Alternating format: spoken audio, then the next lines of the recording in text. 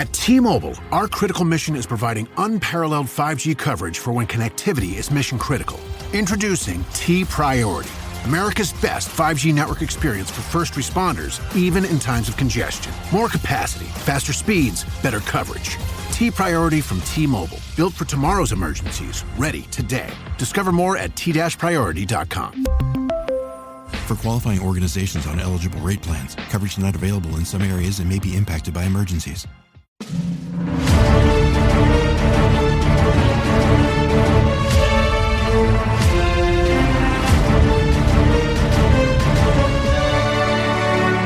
Welcome back, everybody, to another fantastic episode of the Every Pokemon Episode Ever podcast. I am one of your hosts this week, Professor Chris G. And on the other line with me is my good old pal that I know he would not go walking in the winter with me. It's good old Dougie Fresh. Dougie, my man, how you doing? It's too cold out there. There's too much ice. There's just too much that I need to be worried about. I'm shooting to get back out there this week, but we'll see how that goes. But other than that, I'm doing pretty good. That's good, man. That's good. And also joining us this week, he is making his return to the podcast. It's good old Karl Dutton. Karl, how are you doing? Welcome back. Not bad, not bad. Third season of the Power Rangers show means I get to be on a third episode here. Oh, there you go. There you go. Every time you start a new season, you got to come back on. Yeah, that's the rules. Yeah. Hopefully, we can get you on for more. But yeah, absolutely. Absolutely.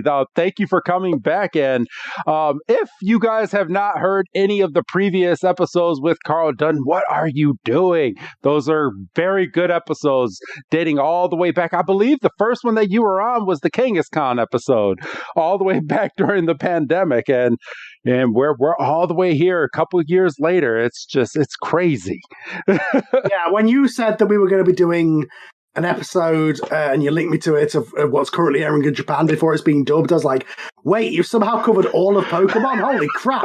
Because you were in the original series, and suddenly you've covered it all. Oh wow! Yeah. Yes, you see, we haven't slept in 3 years. Yeah. we just. But although I'll say this, watching this episode, I went.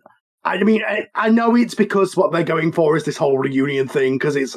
I'm gonna use the American names because I don't know them as the Japanese name, but this is Ash's last season. Yes. And so they're clearly getting the band back together and getting the original team back together. But because of that, this was like, holy crap. Other than the Pokemon, this show is exact. The last episode I watched for you guys was 20 years earlier, and it is the exact same episode. The same characters, the same plot. Team Rocket is still after Pikachu. It's been 23 years, and they're still doing the same thing. Yes, and Ash hasn't aged a day. He's still apparently, unless they do something on the last 11th episode to say that he is now 12 or whatnot, he is still 10 years old in this anime. Yeah, literally. Other than Ash's clothes and the Pokemon, this could have been an episode from the show that we watched 2 years ago. Yes. And he's still the same. I mean, he thankfully, they're showing that he is maturing a little bit. He's still his little quirky self, does things on a whim. But actually, I can have a discussion with you guys real quick, because something I was watching on YouTube came across as pretty interesting when I was watching it. But this one guy that I was listening to, I wish I had his name so I can give him credit. But he was talking about how all of the professors in the Pokemon series are named after trees. Like they're a type of tree, like Professor Oak, Professor Birch, and he just went through all of them. He's like, man, could Ash at some point be a professor with his love of Pokemon? Because he's basically, I mean, he could be an ash tree. Well, ash. Yeah. Well, yeah, an ash is a type of tree. And also, it would also go along with the idea that Professor Oak is busy giving his mum wood. So now I won't sit here and you know it's happening, Doug. You know it's happening. You refuse to see it. It is that is happening. You saw the look on Mr. Mime's face in the last episode. Yeah. So, Carl, in the last episode, episode 2 of the 11 episode series, Professor Oak came and drove up to Ash's mom's house, and Mr. Mime was out there just sweeping away some of the dust on the outside. But as soon as Professor O came up, he had the biggest smug on his face the entire time that he was talking to Mrs. Ketchum. And I was like, oh, Mr. Mime has heard some things or has seen some things and just does not like this Professor Oak. Well, I mean, it is Mr. Mime, who is pretty much a registered sex offender himself. Yeah. I mean, look at him. But yeah, I mean, I know you guys haven't watched the episodes for the last, in between seasons, between the Kanto seasons of this. But has it ever been explained, like, where Ash's dad is? Ever? No.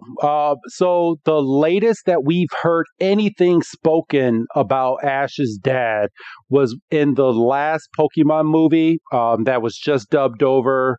I think it came out in May of last year.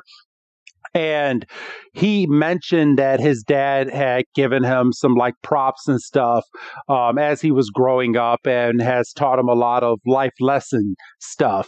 But that's the only thing that we have heard. We still no other mention of his father in the actual series. No, nothing. So I'm absolutely in headcanon mode that Professor Oak is in fact his dad. Like there's an illegitimate something going on there. I mean, you think that? I personally, I grew up thinking Giovanni was until more recent and watching other episodes. Wow, yeah. I mean, he does have the black hair. That's true. Yes. So I thought Giovanni. And then there's also that big rumor of the big war that was going on in Pokemon, and all the men left off to this war, and his dad just never came back. So that's where I'm leaning. I'm in camp Pokewar. Which would be a hell of a movie if they ever... Well, like warriors riding in on Charizards. And... Yeah! Big old Machamps just slugging it out. We need that movie. We need that movie. Like Game of Thrones, but with Pokemon, yeah. Yeah. Game of Balls. maybe not Game of Balls. Game of... Doug. That's what Professor Oak plays every night. There you go. There it is. There you go. But yeah. So I was explaining to you, Carl, like off air, the reason that we kind of stopped what we're doing to kind of cover this. Like I said, we chose to kind of come this route because Ash is finally leaving the series. They're replacing Ash with 2 new characters come as of April, I think is when those characters start up. April or May. And I was like, oh, this will be a nice little send off. And me and Doug are currently working with something in the background as well. And hopefully everything turns out, knock on wood right now. And I'm going to do that. That we'll have a nice little surprise for everybody towards the very end of this. And yeah, it'll, this is a big send off. We finally have an endpoint for Ash Ketchum. And what is his name in Japan? I heard everybody else's name, but what's his name in Japan? Satoshi. Okay. Satoshi.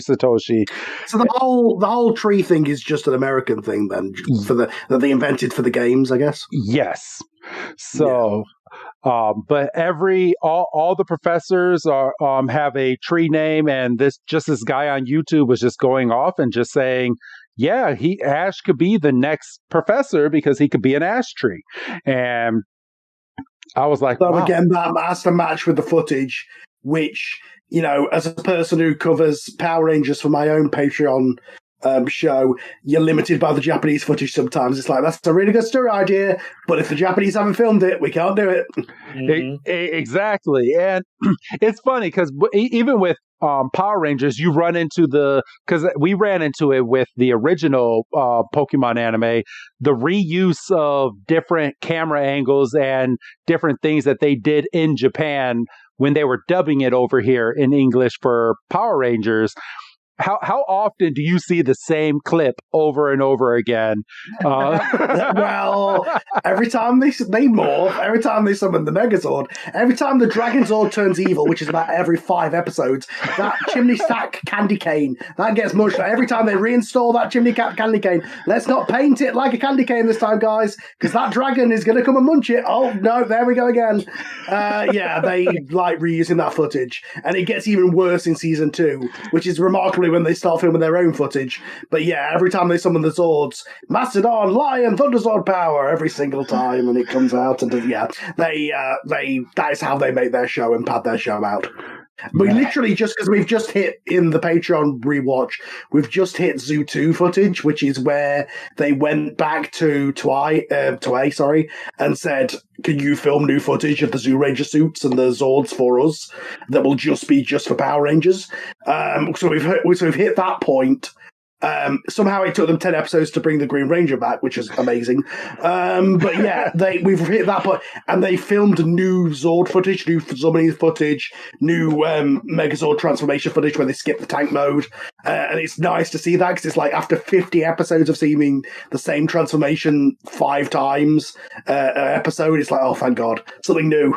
Yeah, I heard a backstory, and I'm not sure how true it is, but Tommy was supposed to come in as just the evil Green Ranger, but they got bombarded by so much fan mail to bring Tommy back that's the reason Tommy came back into the series.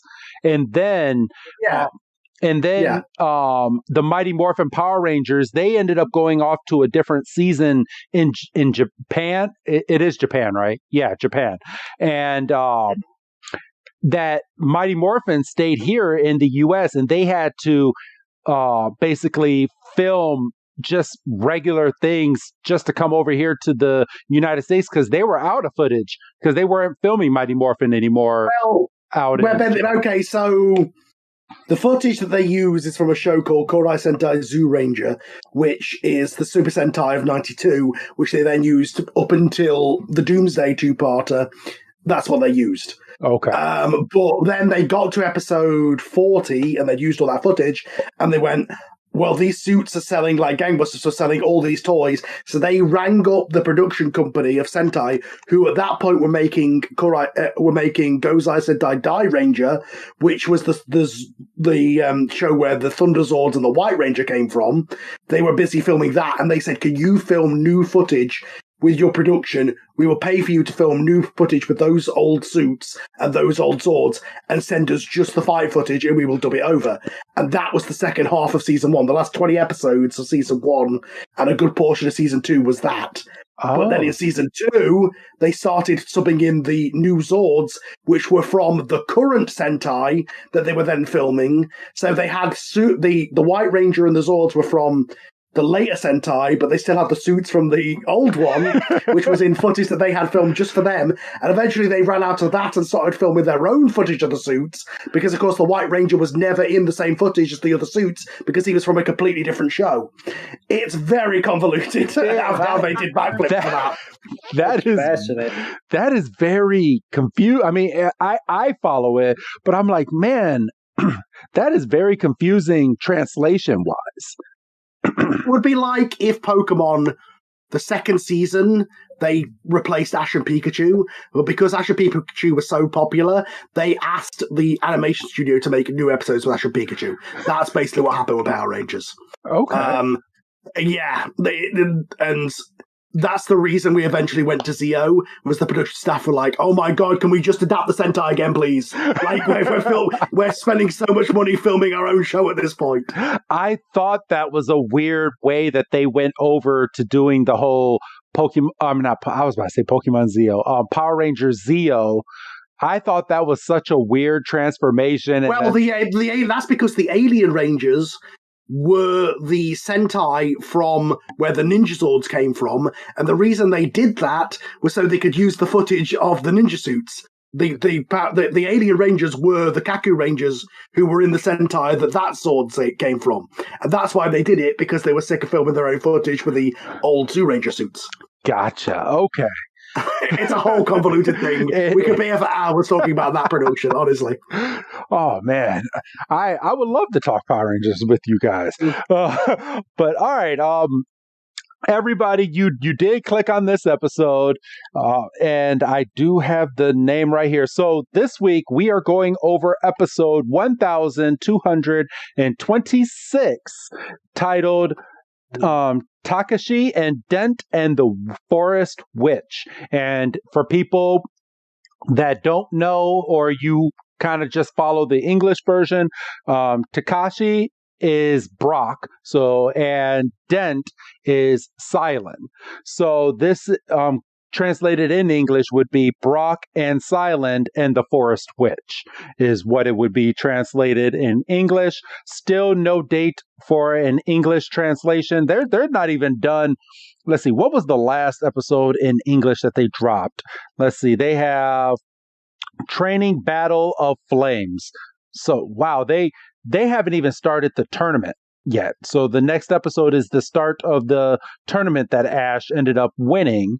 So it looks like we'll be getting that fairly soon, and hopefully they don't chop that up into a two-parter, which they probably will, knowing Pokemon. But yeah, today we are bringing back Cilan and Brock into this week's episode, and this episode is going to be starring the wonderful Hatterene from season, I'm going to say this is from season 21. There you go. Season 21 is where this Pokemon came to be. So Hatterene is the nice little evil forest witch Pokemon that we are going to be going over. Are you guys ready to start going over the episode? Yeah, absolutely. I mean, talking overall about the production this season, you could clearly see, as I said, the vibe is getting the band back together. Yes. And this is supposed to be a celebration of Ash's time throughout the show. And you can tell by that just by the credits, because the credits are, wow, suddenly we're in 4x3 and there's footage from the 1997 show. Yes. It's funny because, and you're going to see it, and I'm sure you've already seen it when you were watching it, but the theme song is the original theme song. So I'm really hoping do that. Do you think they'll do that for this show? Do you think they'll get or they'll do like a cover of it or something? Yes. So that, it's different footage, but that is the original theme song, the original artist from Japan, in the theme song intro to this show. Is it a re-recorded version? It's not. It doesn't seem like it's re-recorded. It looks like it's the original, but they ended up tying in all the different seasons of Pokemon in the montage as you're watching it. So the footage in the opening and closing credits. Yes. I recognize footage from the original season and the original opening in there quite a bit. But they very clearly had to do some stretching effects for the 4x3 several times. But yeah, it would be really cool when they dub this into English, if they do use the Gotta Catch 'Em All song and do like a cover version of it or something, or just use the original. Why not? If they don't, I don't know what they're doing. I mean, they already did it in the Japanese version. They need to bring Jason Page back to the English version to do the Gotta Catch 'Em All and just do that song. I mean, they literally sung it in the live action movie, so right. Yes, one there already knows. Yeah. So I guess that brings up the question: do they have a version of that song that would be long enough to cover the expanded credits if they bring over the expanded credits? I'm sure there's a version with a couple more verses. There always is. Oh, are you talking about Jason Page's version, Doug? Yeah. Yeah, so that song, what we hear on the TV is only a snippet. So that is an actual, I think, 2.5, 3 minute song. Yeah. I was going to say, because they're going to go back to Power Rangers. It's the same thing. Like all you hear on the show is "Go Go Power," but in the original, the whole song is like it's got a verse and a chorus, and you hear some of it later in later seasons with the "No one's gonna ever take them down." Like that whole bit. It's the same thing for every TV show. They make a full song and then they cut it down to about a minute for the credits. I was going to say, because they're going to need it. Because I'm looking at the 3 episodes that we've watched, obviously including this one that we're about to review. You get into a like I watched the credits on the first episode because it's like I wanted to see what they did, but I noticed they didn't vary it up, so I'm just hitting skip and I'm going, this is going a while. Yeah, they played the whole song. Jeez, but it's a celebration, right? It is. Well, and they've got to fill 20 minutes or whatever. So I thought it would have been cool. And I mean, obviously, they're doing 11 episodes. There's 24 seasons of Pokemon. So obviously they couldn't do every single theme song. But I thought it would have been cool to maybe start the episode with one, end it with another. And I guess like a montage, like a melody. Yeah, just going through every single theme song that they've ever had in Pokemon, because I know at the end of this episode they did the nice thing with Brock. They brought back Brock's music video song, but it's sung in Japanese, so I'm sure it's going to be translated into English because they do have an English version of it, and that was nice to see that they finally switched that up. But then I watched the episode that they just dropped this past week. Well, that just came out yesterday, and they're back to the same one that they did in the first 2. So I was like, oh, what are you doing, Pokemon? So it's interesting because Misty and Brock turn up here and they're in their original costumes. Yes. But obviously Ash's costume has changed. Team Rocket still look exactly the same, which I've got to bring up when we get to Team Rocket. Like, have they recently come back? Because they were just a thing in like the original game, right? So they for the last 20 years, have they still been doing the same plot every episode of trying to capture Pikachu? Or is this just a nostalgia thing? So, they have. So they've been in every single season of Pokemon all the way up until now. But they did take a break in the last season when Ash was doing the championships and he was going through that whole thing. Team Rocket did not. They started up a social media like a social media account, and they got a decent amount of followers, and they were live streaming Ash's accomplishments as he was going through the tournament. And they said, oh, we're not going to bother Ash and Pikachu until they're done because we need Pikachu to win this battle because he'll be worth so much more to the boss if he wins. So they stood in the background and cheered him on as Ash was going through his accomplishments, which was pretty cool. Strange considering, like, they were brought into the original anime as, obviously, because they were the villain group of the original game, but there's a different one for every game, and it's so weird that today's kids would play the game and go, who the hell are Team Rocket? Like, but they still continue to be in their very episode, and they still are after Pikachu 20 years later. Yes, they've gone through the realm of having a whole lot of debt. They got kicked out of Team Rocket. They had to get back into Team Rocket. They had to clear up a lot of their debts and all that, and then they were put on a secret mission thing, which is what we're covering in Black and White. And it sucks because we never got to see those episodes because I guess during that time there was a really bad earthquake or something in Japan, and kind of had similar things happen in the episodes that they were making for Pokemon. So since it was such a big disaster out there, they scrapped the 3-part episode, the badass episode of Pokemon, and just said, no, we're not gonna show this because of the disaster out here in Japan. So those episodes never aired at all. And it's very surprising to me that they have not evolved and moved on as characters in this. I know it's a cartoon, but it's you would think with this being kind of a wrap up of his story that they'd be trying to wrap up their story too, and they'd like in most shows they would have turned to being good guys by now. Yeah, I mean, in a way, they kind of are good guys, even though they still try to capture Pikachu. But I don't know. I have a feeling that we're not going to be saying goodbye to Team Rocket. And I think that Team Rocket will end up finding something in these two new kids that are going to be starting the series. And I think Team Rocket will just end up leaving Ash alone and going over, or they actually this is my assumption. I think they capture Pikachu, they get it back to the boss in one of these last episodes, and Giovanni is just like, what do I want this Pikachu for? And just their face would just drop to the floor. Like there's been so many other Pokemon since then. I created Mewtwo and you're bringing me a Pikachu? Oh man, I would love to see that scene. Doug, what do you think? I mean, that would be the emphasis for Team Rocket's face turn, in my opinion, because in their mind, they would be justified in saying, we've been breaking our backs for you for years, and we finally accomplish it, and you basically sweep us under the rug.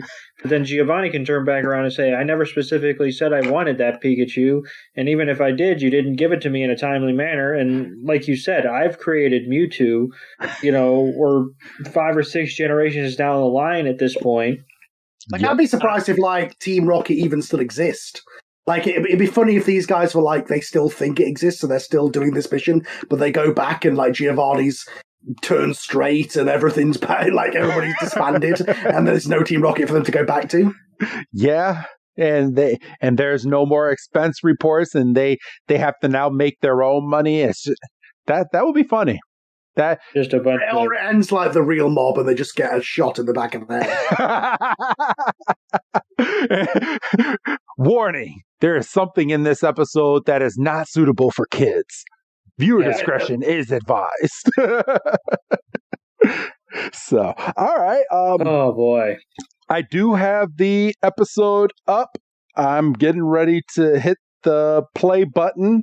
All right. And we start this week with Ash, Pikachu, and Misty walking into, it looks like just a random town. And Ash's stomach just starts gurgling. And he's like, oh man, I'm hungry. And Misty is like, yeah, we should find a place to have some lunch or something. And Ash just looks horrible. Anytime this boy is hungry or anything, he can't do anything. He is just worthless. And so is Pikachu. I mean, him and Pikachu are just tied at the hip. And they just find this shop and they're like, perfect. So they go and they sit down at this nice little shop. Pikachu has its own pet bowl, and Misty and Ash both have finger sandwiches with some orange juice, and they're just eating. They're like, time to eat. So they just start eating. They're like, man, this is good. And then Ash is like, you know what? I feel like I've had this before. And Misty's like, yeah, you know what? I was just thinking the same thing.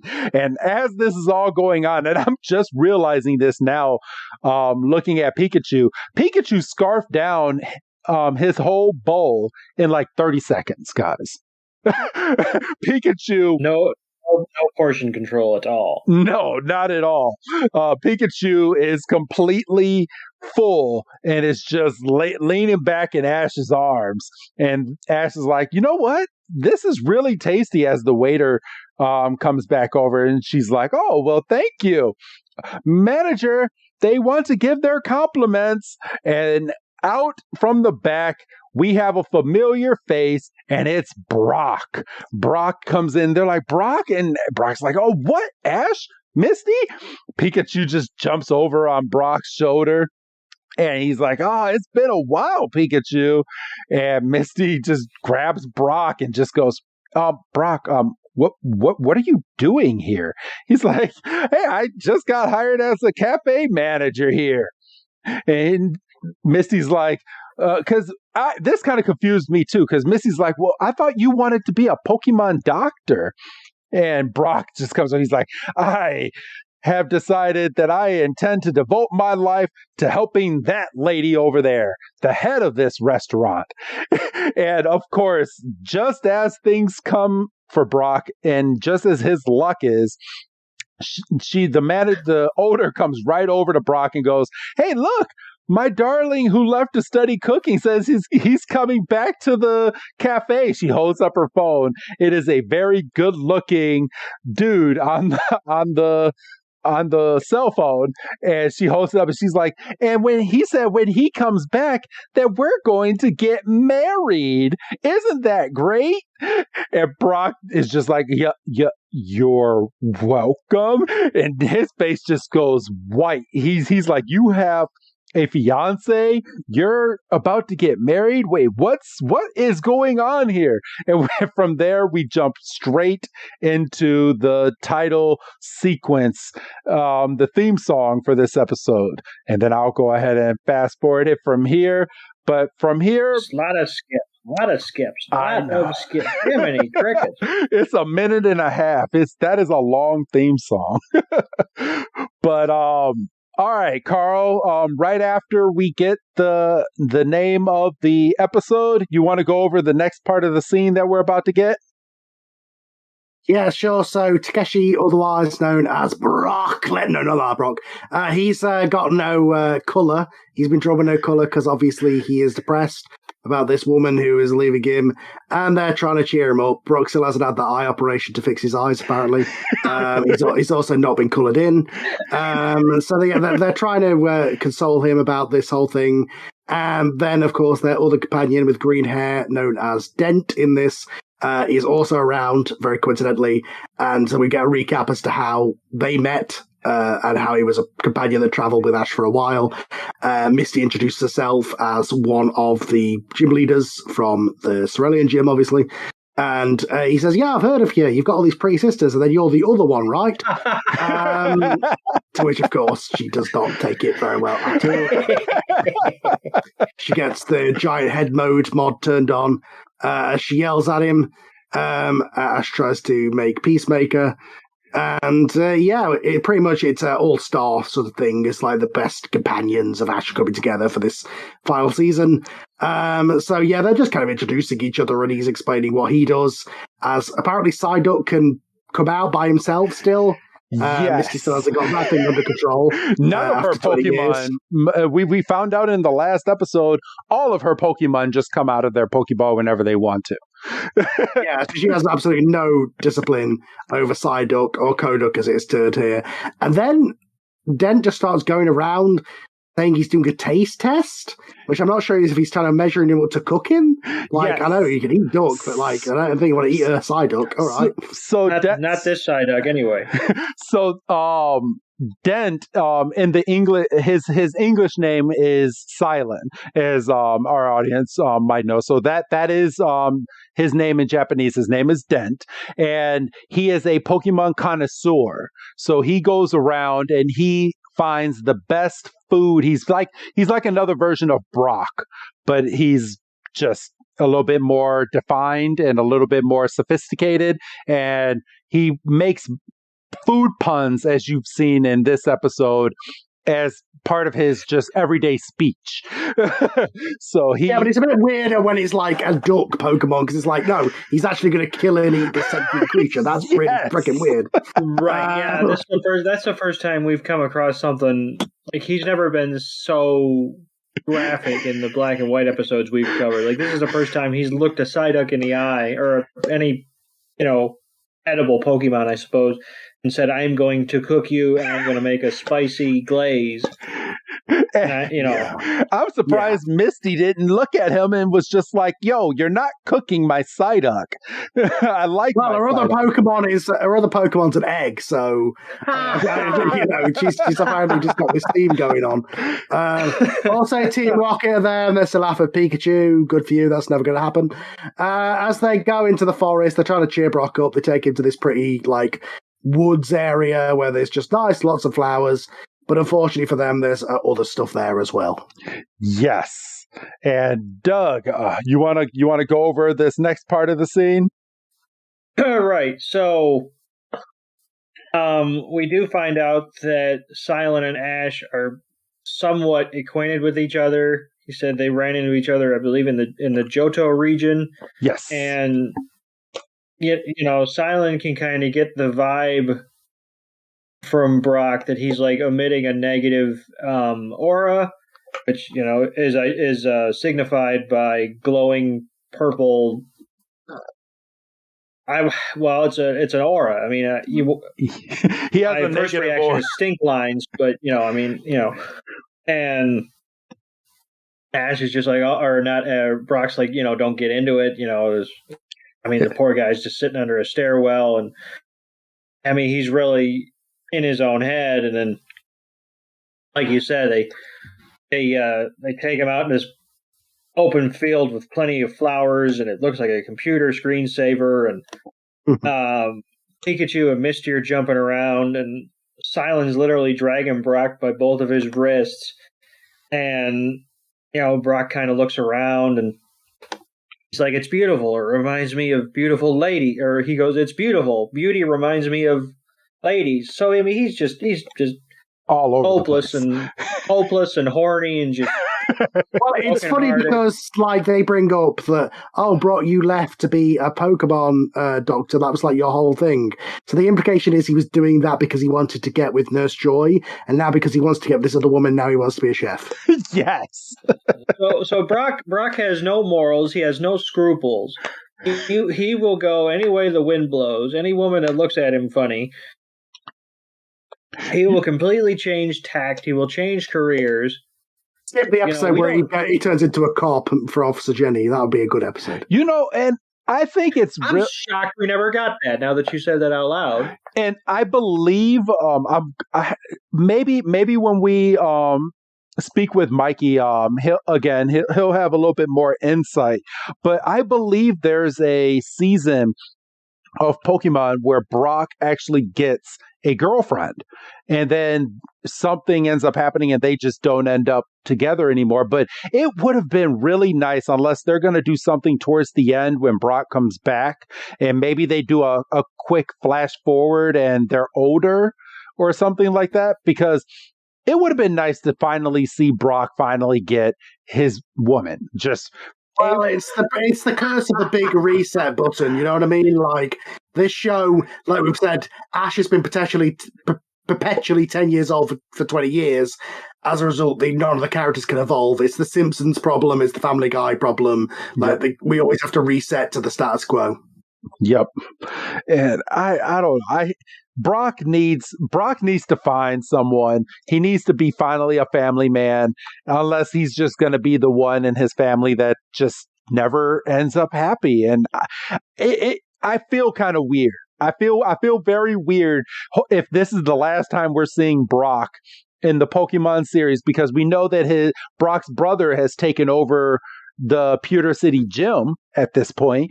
I don't know if it'll be the last time, because like the implication is he's traveling with Ash again at the end. Like the original three are back together. That's kind of how it ends. Yeah. So I think he's going to be in the show from now on. Also, I'm only now just picking up the euphemism that Brock is the horny one, and his most known Pokemon is a giant rock snake. Oh boy! Oh boy! Oh wow! Yeah, I didn't even think of that. Well, James' Victory Bell was a sucking Pokemon, and Jesse's Lickitung was a licking Pokemon. I'm not gonna say anything past that, but put all your eggs in a hat and then just crack it. And when it goes to bed, they have to have some fun. Yes. So wait a minute. I'm not letting you go on that. I want you to explain yourself. What's going to happen to all your eggs when you put it in a hat and crack it? It's going to ooze all over you. Never heard that one before. I know. Make it a thing. It's all good. So Doug, do you want to finish your scene with Hatterene as she is introduced in this episode? Yeah, so we get our first glimpse of Hatterene as Brock is continuously punched in the gut by this woman that apparently he had not had a single conversation with, because he was, in the brief interaction they had at the cafe, he was under the impression that he was like, he was in there. He was the guy. And she was like, "Oh, thanks for being a placeholder. My husband's coming home, or my soon-to-be fiancé. I kind of saw it as he's the nice guy friend who's like, oh yeah, I'm really supportive of you with your boyfriend troubles, but really I want to get with you. Like, I think it's that thing. Well, if that's the case, it's Brock's fault for not speaking up, because apparently they've known each other and he'd been there for a while. So, I mean, apparently the worst part is that they just like, she's just like, oh, I don't need you anymore, you're fired. Like, he loses his job because the other guys go, that's worse. Yeah, all we were missing was the scene of her literally kicking him out of the restaurant and saying, away with you.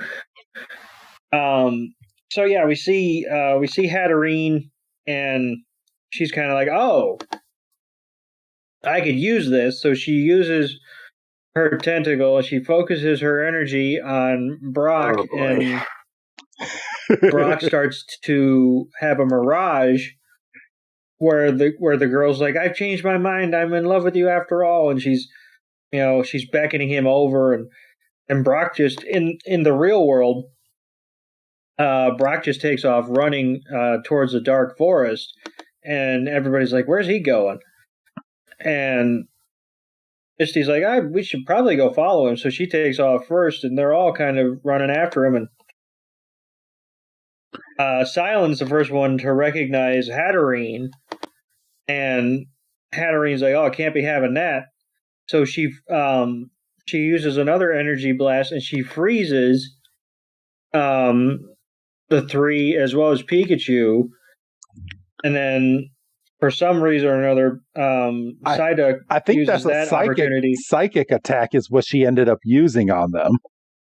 Well, I'm sure it is, but I'm just saying an energy, because it's not identified as she uses, sleep or paralysis or whatever. But the thing that kind of frustrated me was, so they're frozen, but Ash has enough wherewithal to pull out Dexter. I mean, I understand it's a little thing, but it was still kind of like, well, so he wasn't frozen. That's when you get exposition. Well, this is also true. So we need it, and we find out through Dexter or the new Pokédex that Hatterene is a silent Pokemon. It's also a psychic fairy type Pokemon. And it says it emits psychic powers strong enough to cause headaches as a deterrent to its approach.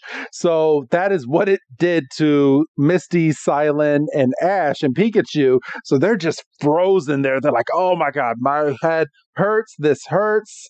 And Brock is still going after the Mirage that he thinks is Miss Kathy, which is, I'm sure she'll have a different English name when it's translated, but Brock is like, Mrs. Kathy, Miss Kathy. And she's like, Brock, this way, come quick, in the Mirage. And we just see Hatterene just vanishing into the forest. And Brock is just all sorts of, he's like, oh man, this is so awesome. And he's running into all the little mushrooms that are found in the Galar region. So I'm guessing that they are in the Galar region, because that's the only spot where these mushrooms that glow are found, at least to my knowledge. And so Misty calls Psyduck back into its Pokeball. The psychic attack has worn off, and then we get Team Rocket. And Team Rocket is just looking at them, and they all nod in agreement, and they're like, all right, let's go get that Pikachu. And they just start chasing after our trio here, as Brock is nowhere to be seen. They're just looking around. They're like, man, where could he have gone? And Misty's like, why did Brock just start following that Pokemon in the first place?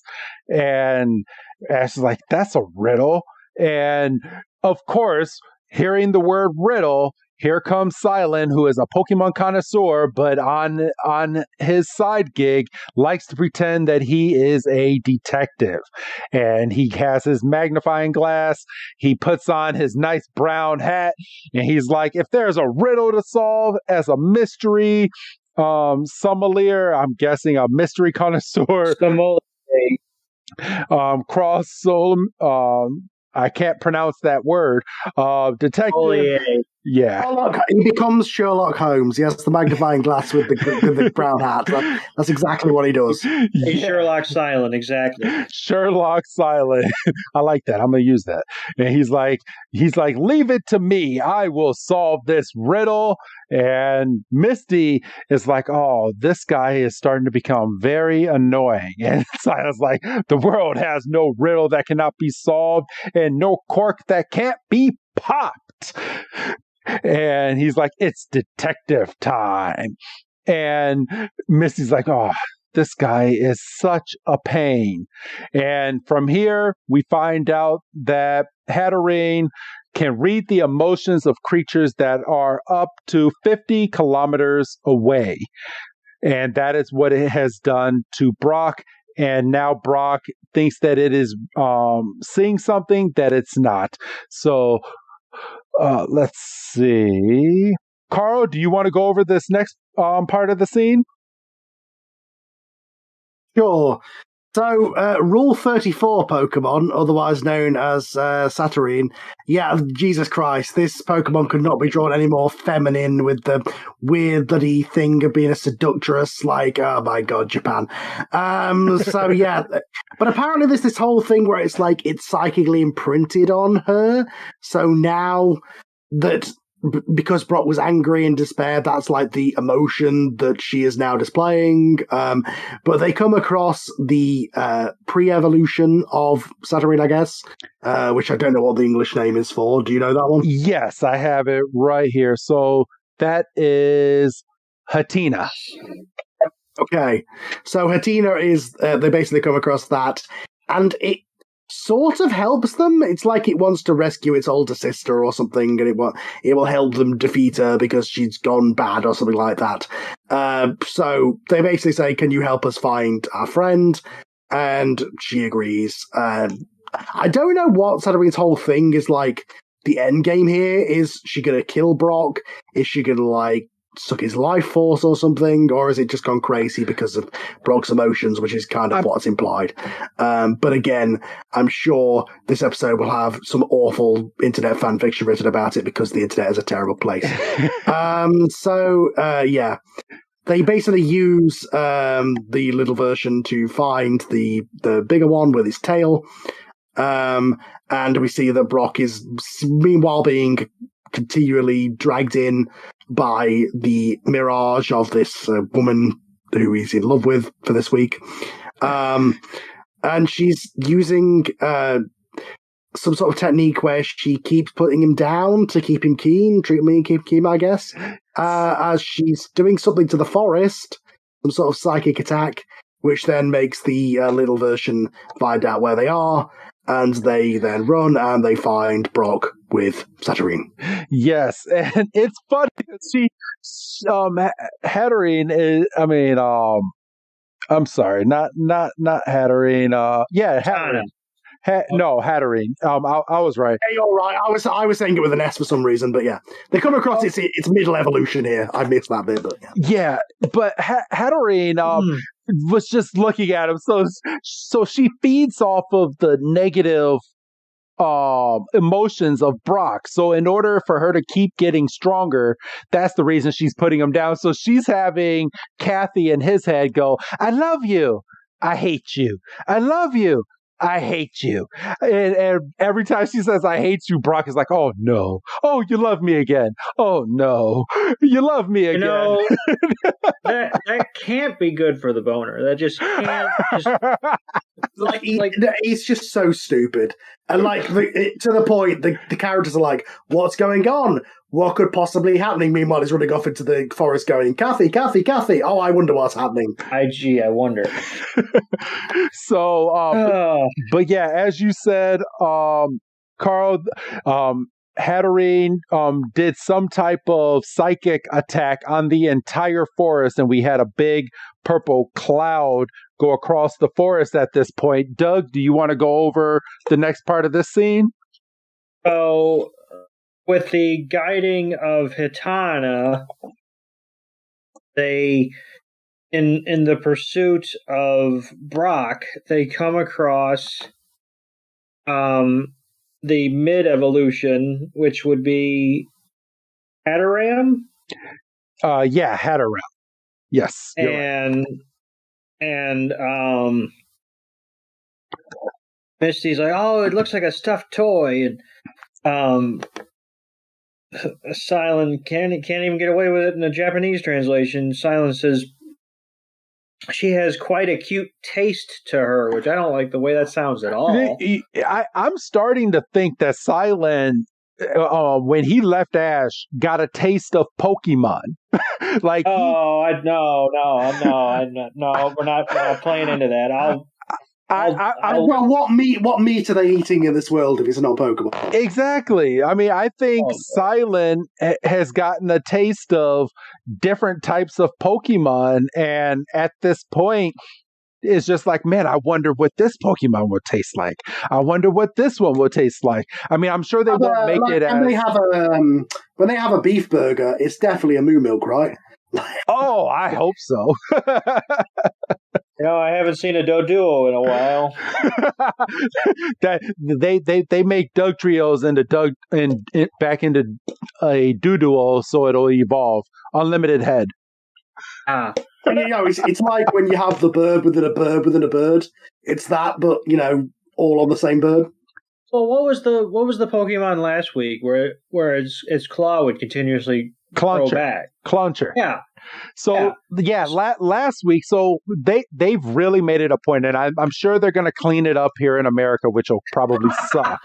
But last week, Carl, they had this Pokemon called Cluncher. It was a crab like Pokemon, and Team Rocket was starving so much that they said, okay, we're going to get this Cluncher, because as long as we cut off its hands, the hands will grow back. It will be unlimited crab Pokemon for us.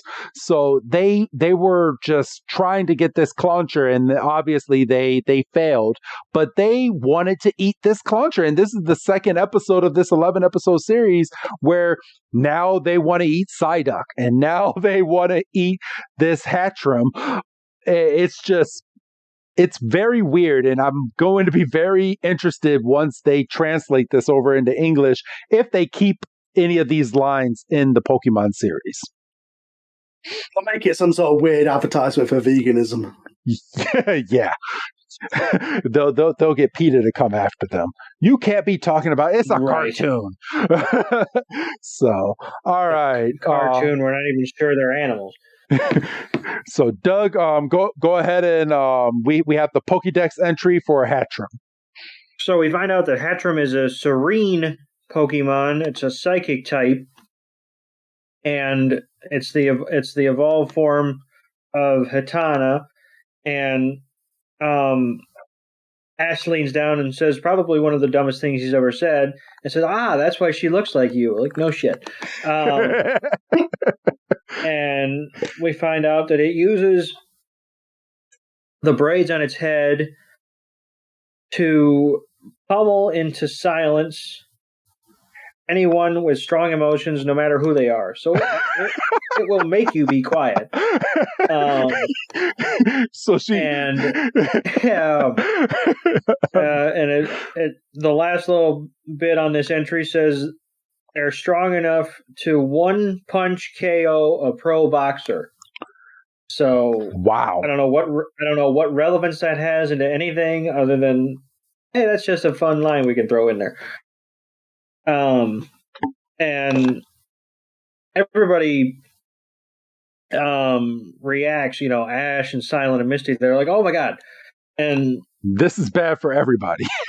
They're looking around going, did somebody have strong emotions? Meanwhile, they had a fourth guy that just ran off into the woods talking to a mirage of a woman that just dumped him half an hour ago.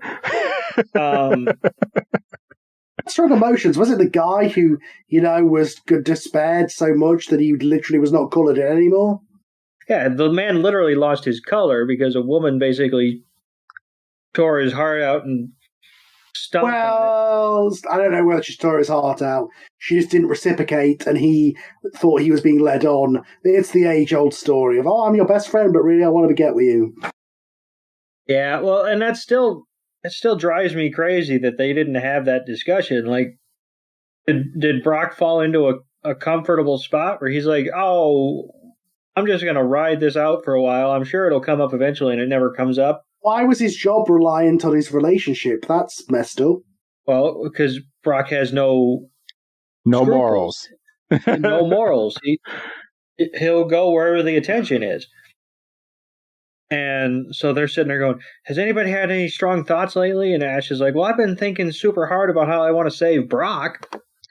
and they're like, oh, shit, that means... And then Hatterene just starts, like, rolling after them, I guess, in a way. Just pounding into the ground. Bang, bang, bang, bang. And they were able to hide behind a couple of glowing mushrooms, so Hatterene's not exactly very perceptive. And they literally do the big old comedy anime, whew, and they're like, oh, she's very different than you, talking to Hatterene. And Hatterene's like, yeah, no shit. And but I'm going to turn into that. Ash is like, can you still sense Brock's aura? And Hatterene's like looking around, kind of wiggling its hat. And she jumps on Ash's head and points to the left. I guess as we're watching it, I get, and we cut back to Hatterene. She's been toying with Brock this whole time, and then inexplicably, Ash is hungry again. So in the middle of all this excitement and being unsure of where Brock is, Ash has to still be Ash. I mean, talk about, an old throwback, talk about getting the band back together. It's not a Pokemon episode if Ash isn't hungry at least twice.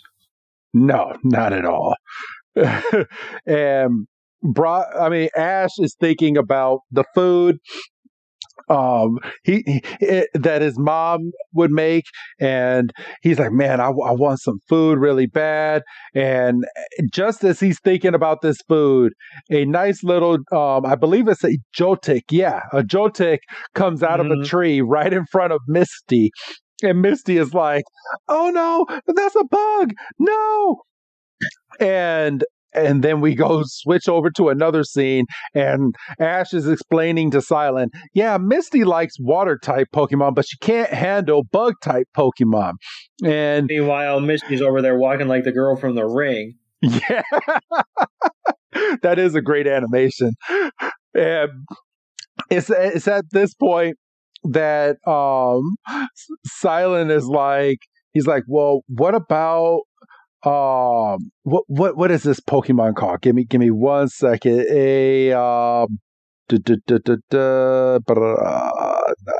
No, it's a fantasy. Oh, a Jupiter. That's what it is.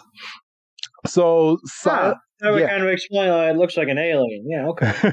So he brings up, he's like, well, what about a Jupiter? He's like, that's both a water type and a bug type. And Misty's like, that's a tough one. She doesn't answer the question.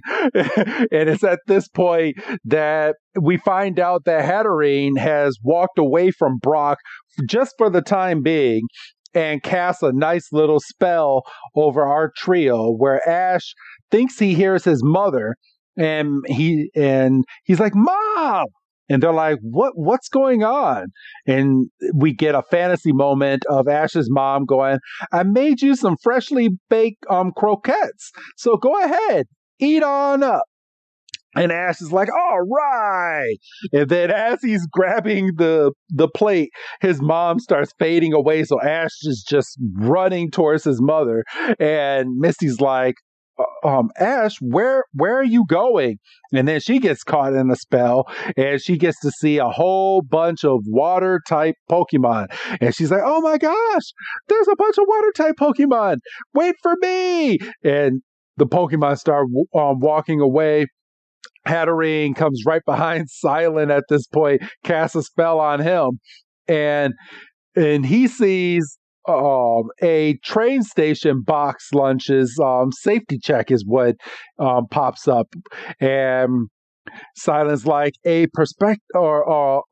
people are like prospective customers this way, and Cilan's like the subway masters, Mr. Nobiri and Mr. Kudari, who in English, real quick, everybody, is it says fantasy. Ingo and Emmett is who these guys are. So we haven't gotten that far in Black and White, so I'm sure we will find out who they are later on, but it looks like it's someone that Cilan looks up to, and Cilan's like, oh man, I'll have some.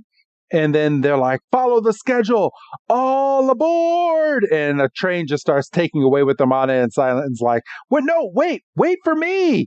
And Hatterene's like, ha, perfect, I got them out of the forest. And Karl, we are now back to Team Rocket. You want to go over the next Team Rocket scene? Yeah, so they have come into the forest in search of them with Meowth and Wobbuffet. They said they've lost track of them. They said the Brat Boys, which is weird because one of them's a girl. So Meowth is going on about how the reward for getting Pikachu will be he'll get cuddles from Giovanni. And they're also really hungry, apparently. They haven't eaten in a while. They're saying that once they achieve their goal, they will finally be rewarded with enough money so they can buy food. Then the mid-evolution one turns up and starts pounding them. And, of course, they get ran off, and that's pretty much it for Team Rocket. I'm very surprised we didn't get them blasting off into the sky. Maybe that's an old thing. Ash is still going after his mum in the bubble clouds.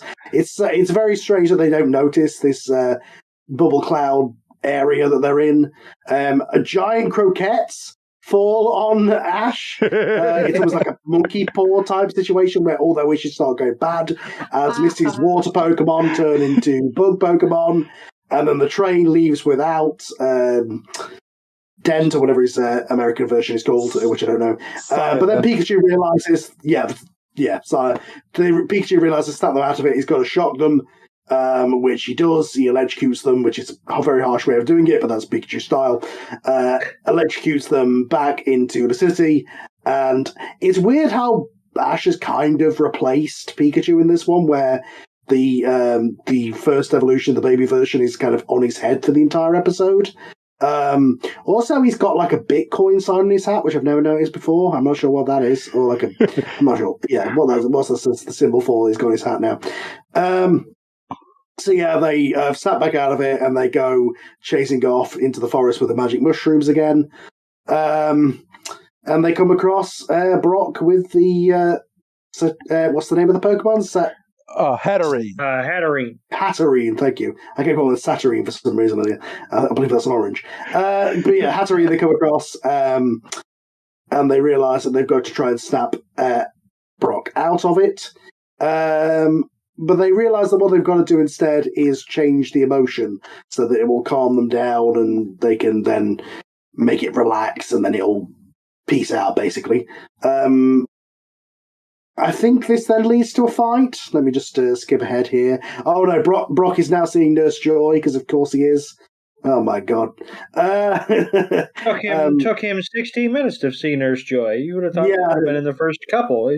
Yeah, new record. But I mean, it's funny because there's like 20 of them. You think he would have got one of them to fall for him, but I suppose he is a full-on creep. Close. Yeah. So yeah, they're trying to figure out what to do, and the green-haired dude becomes Detective Sherlock Holmes. Yeah. Detective Cilan becomes Sherlock Holmes again to try and figure it out. But they realise what's happening is he keeps trying to neg him to make these negative emotions so that she can draw off his power. So what they're deciding to do, because basically what she's doing is making him feel great joy and then snapping it away because it makes it that much worse and she can suck on this power. So Ash runs in and says, "No, get away from him." But what Brock sees instead of Ash is Kathy's boyfriend, and he basically decides that he needs to defend her, so he summons his Steelix, which I guess is his evolution of Onyx. I didn't see the in-between bit. I assume it's what you see is Onyx. He summons Steelix to defend her, and at the same time, Hatterene decides to start zapping Ash, which it's kind of funny because all these psychic attacks look extremely computer-generated compared to everything else on this show. So I guess Silas's whole thing is that he is a grass Pokemon guy because he summons a grass Pokemon, which makes sense because he's against a rock Pokemon. But Ash, showing that he has learned absolutely nothing in 25 years, sends in Pikachu. Well done. You're literally the first gym fight you ever had that went badly, and you're still sending your electric type against a rock type. Have you learned nothing? This is basic Pokemon. I know. It's like it's not like he just won a full Pokemon tournament. I mean, you would think he would know better, but no. He's still the most spontaneous Pokemon trainer that you'll probably ever meet. He has a grass type and a water type he could summon, right? Yes. Yes, he does. He has a bunch of them. He definitely has a Levani, and I believe he still has Oshawott at this point. I mean, at the very least, Oshawott shows up next episode, so he's still Oshawott does show up next episode, Doug. Good call. I remember the preview here, so yes, he has the requisite Pokemon where he could give himself more of an advantage, but much like Steelix, he is very hard-headed, this Ash Ketchum. And the last episode I was with you guys, they decided that because they were on a water level, they needed water Pokemon. And I was like, wait, why? Use Pikachu, you idiot. The anime does not follow the rules. Nobody ever follows the rules, and unless they need to, so they don't get bombarded. But there's a lot of rules that is broken within the original show. Right? There's a whole episode in the original show where Ash decides that in order to beat Raichu, he needs a stronger Pikachu, and I'm like, no, that's not how that works. You need a rock Pokemon. That'll do it. Yes. Or any Pokemon that's not an electric one, but all right. Well, I mean, and obviously with the benefit of hindsight, we could sit here and have these arguments all day. And hindsight, it was programmed into the original game that the anime was based on.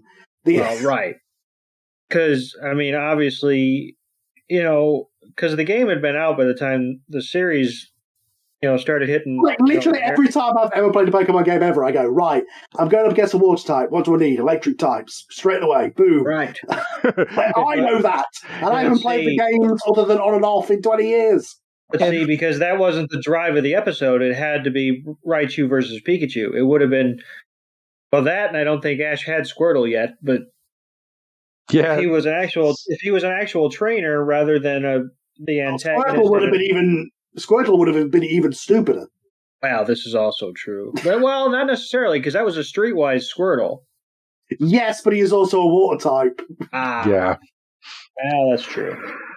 I think against electric, only rock will do, which I don't think he had at that point. He did not. But, he was he was bit by some caves. He could have popped in and got himself a Geodude. See, that would have required Ash to be an actual Pokemon trainer rather than the protagonist in an anime. Yes. Yes. Or just say to Brock, "Hey Brock, can I borrow your Onyx, please?" Yeah, let me borrow that Onyx right quick. Okay, I'm not trying to. Yeah, just I need. But instead he borrowed Gary's Krabby for a water battle against another water Pokemon. That makes sense. Anyway, back to this episode. Yeah. Doug, do you wanna go over the next part in this episode? So Brock tells Steelix to use Steel Edge on Pikachu and Pansage, and obviously that leads Cilan and Ash to dodge it in unison. And it's not a very successful dodge, and in the process of dodging, Hatana falls off of Ash's head, and Hatterene comes in with another attack. Ash kind of dives in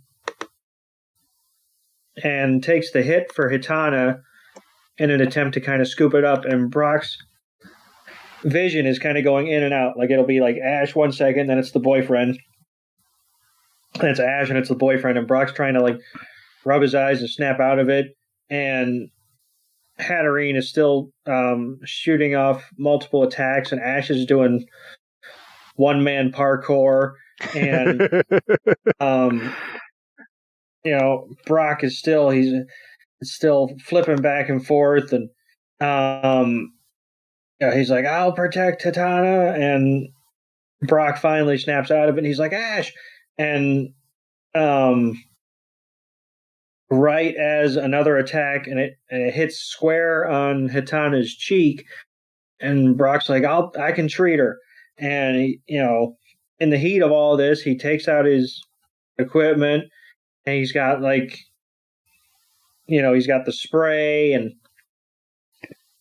he's got a bandage, and he's right Hatterene, there to help that Hatena. And Hatterene's sitting there like, are we not in a battle? And Ash is like, cut the shit. And he's like, Brock and Hatana are important friends of mine, which is ridiculous because he's known Hatana for like 15 minutes. And Pansage and Pikachu kind of walk up like, yeah. And Hatterene and Ash kind of have a stare off, and Brock's tending to Hatana like, you'll be all right. And he's got bandages, and he's like, all finished. And Hatterene kind of sees that, Brock was truly interested in getting Hatana back to health, and kind of softens a little bit. And Cilan has to open his mouth, because there's 3 minutes left in the episode. He's Hatterene has lost its angry taste. Oh, shit. You hate those food puns. Because they're forced. Yeah, they are. They're not natural. And Brock walks up to Hatterene, and Hatterene and Hatana kind of have a moment, and Hatterene's all smiles, and Misty's like, it seems like she's saying thank you. And Ash is like, thank you for understanding. And, we have a nice little moment. And then we get another glimpse of, oh, goodness gracious. Starts with an L. Of Latias. Latias. We get another glimpse of Latias in the clouds. And there's going to be some bomb-ass episode. It better be bomb, with Latias following him in every single one of these episodes so far. And, we see everybody's walking off or walking towards their next destination. It's the sunset, and Brock's kind of out in front, and he's like, if today has taught me anything, it's taught me that I still have a lot to learn.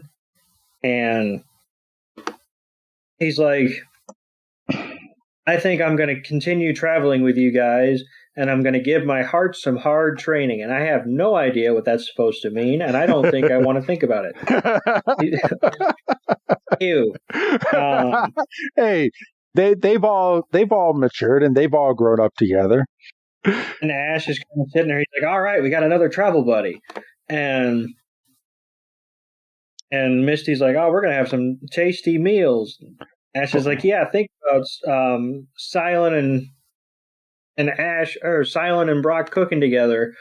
And this is their whole thing about Brock being a good cook was they made them ham and cheese sandwiches. So I don't know how, that qualifies him as a good cook. But, well, yes, but you see, now he's worked at a restaurant, so now he's had a little bit of somewhat of training. Yeah. I mean, at the restaurant, they were served ham and cheese sandwiches. We're like, oh, this is so good. Who cooked this? Nobody. He sliced the bread. Hey, but they were in nice diagonals. All right. And, this is when Cilan finally decides to speak up, and he's like, well, it's an honor to receive such a compliment, but I have to, he says, I'm afraid I have to excuse myself. And Ash is like, oh, so you're not going with us? And Cilan's like, no, I have to attend an event where Mr. Nobieri and Mr. It's the Kudrai? Yeah, it's Ingo and Emmett, who we saw the images of in the beginning of it. Basically, the fellas in the train car. Yes. And he's like, they're going to be having this event, and I need to be there. And he's like, I am going to try one of those boxed lunches, by God. And Ash is like, well, if that's the case, then we'll meet again someday. And I'm sitting there going, you don't have a lot of episodes to mess around. And, Cilan bids everybody a fond farewell, and the group does the same, and they go off in their opposite directions. And we get a nice wrap up from the narrator, and then we go back to Team Rocket, and they're in a fantasy, and they are just chowing down on this heaping plate of food, and they are just, they're too dumb to realize that it's an illusion. Yes. Yeah. So, if we didn't know for the fact that they're going to be back next week, it's like, oh, so they die in the forest of starvation then. That's right. Just a hell ending for them as they die of starvation, but thinking they're eating. That's a happy, funny ending. Da, da, da, da.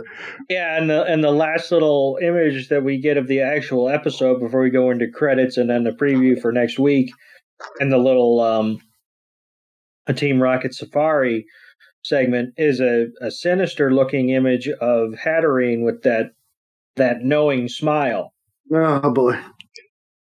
So yeah, this episode basically exists just as a way to get the original three back together, because it's the anniversary season. It's the last season for Ash. It's what it's supposed to be, Right? It's getting the original crew back together to have their last hurrah as a trio, which is what I was supposed to do.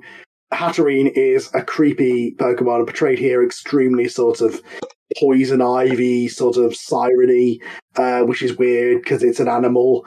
But again, I know there's corners of the internet that will love that, so more power to you. But yikes! And I just did a little bit of digging, real quick, because I thought it was pretty weird why Cilan is not going to be coming back into any other episodes. So apparently the voice actors that for both Japan and here in the United States, in Japan, it was the voice actor is Mamoru Miyano, and then here in America it's Jason Griffith. And I just did a little bit of digging on both of these guys. They paid a pretty penny. So after Pokemon, both of these voice actors have gone on to do some pretty big things. You have Jason Griffith, who let me go right back over to his IMDb, but he's done voices in Call of Duty Modern Warfare. He's done God of War. He's done anime called Romantic Killer, and amongst other things. And then you also have Miyano, who has done voices for a popular anime called Death Note. So he's done Death Note. He's done in Spectrum Demon Slayer, which is coming up this year. He's done I Will Be Your Bloom, and he's both of these. So to bring it full circle to a conversation we were having off air about how Amy Jo Johnson isn't coming back for the anniversary and everybody else is, they become too expensive. So they were like, well, we can't get them, but we can get Misty and Brock back. They're not doing anything. Exactly. So they're like, oh, we could pay them this amount of money, but if you don't want to come back, all right, we'll write you off. But thank you for coming back for this one episode. The Misty, the Catherine Hillard of Pokemon. Yes. There you go. So, and I'm sure we're going to have a whole lot more coming up a little bit later on in the series. Like I said, I've already watched the episode 4 that aired yesterday with Beartick. So that's going to be a fun episode to really go over and review as well. So, I mean, we're heading down this path, but and you might be new to this one, Karl, but we have a scale of each episode that we go through now, and we base it off of 5 stars total. And this goes to the whole realm of Pokemon or whatever you know. What would you give this episode on a scale from 1 to 5, in your opinion? Well, I need context because every show is judged by I haven't watched enough of the show as an adult to be able to kind of do it, but I'll need some context. What would you say would be a 5-star episode for this show? As an example. Honestly, and I might be spoiling, and I really hope they don't fuck it up when it comes to the English version, but I would say my 5-star episode was probably the ending championship episode of Ash finally winning the big one, because they divided that into 4 parts. So they started the battle, and it was just each episode was just a full battle. It was like no side talk, no. That still hasn't been released in the dubbed version. No, not yet. I believe that's going to be in the next batch, as long as they don't mess around too much. But I believe we'll be getting that probably mid-May is when that is probably going to come out on Netflix. Okay, cool. So I would say this is a solid 3-star. It's an average episode with some creepy overtones, so it's pretty much exactly Pokemon as I remember it. Like I said, I've come into it watching an episode 23, 24 years after the last episode that I watched, in terms of not in real time, but in terms of the episodes, the time between the production. And it almost felt exactly the same. So it was a pretty average episode. Okay. And Doug, you knowing a little bit more, I mean, obviously you haven't seen every single episode of Pokemon either, and you're kind of keeping the championship battle to your until they dub it over in English. So what would you give this episode out of 5 stars? Yeah, and I mean, I guess since we've been talking about it, I guess I do kind of want to put it out there, and maybe this will incentivize them to get it out to us quicker. I want to take a break in our coverage, and I want to break those episodes down when they do finally get over to America, most likely in a Netflix drop. So that I am kind of keeping an eye on that along with you. I'm pretty much right in line with Karl, and I promise I'm not trying to kiss ass. This is a 3-star episode. Honestly, without the reintroduction of Brock, we might have been looking at 2 stars, because nothing really happened. I mean, we didn't even really have any interaction between Team Rocket and, the twerps. It was basically just Team Rocket just happened to be tagging along. The quote unquote battles, I think there was maybe like 2 or 3 attacks, all told between everybody. Some of the hallucination states were funny. The fact that we were able to get like such a fine distillation of Brock's character. I mean, that was basically brought out in Front Street. They're like, oh my gosh, it's Brock. And oh my gosh, Brock got his heart broken again, like within like 5 minutes.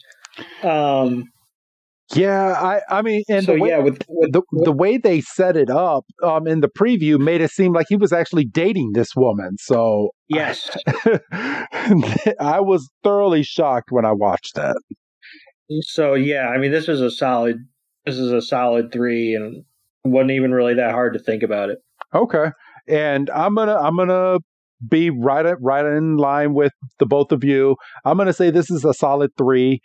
We did get like the evolution stages of Hatterene, and that was nice seeing all 3 evolutions in one episode. But at the same time, this was more filler and to get Brock back into the picture. And I feel like we're going to see a whole lot more in these following. How many more episodes we got? 8 more episodes. 8 more. So yeah, I feel like I will give this a solid 3. So I'm right in a line with the both of you. So, but all right, but yeah, hey, Karl, I want to go ahead and give you the floor. I know I didn't say too much at the beginning because I wanted to give you the very ending to kind of explain your Patreon and what you're kind of doing, and to see if any of our audience would like to come over and subscribe to your channel. Yeah, my main thing that I do is my Scyther Audio Dramas. I do Xmen show, which is Xmen the Audio Drama, which is the most popular. I do a Power Rangers show, and I'm doing a Batman Trial of Bruce Wayne one. Basically, we do high production, fan produced, but with top quality voice actors and production quality, or full cast audio dramas that are basically my version of what X-Men episode I want to, what X-Men series I would want it to be, or Power Rangers thing I would want it to be. Yeah, we've got a Patreon at patreon.com/ScytherAudio if you would like to support us there. Otherwise, you can find us, just search for Power Rangers the Audio Drama or X-Men the Audio Drama. You'll find us out there on all of the platforms that you listen to podcasts, including YouTube.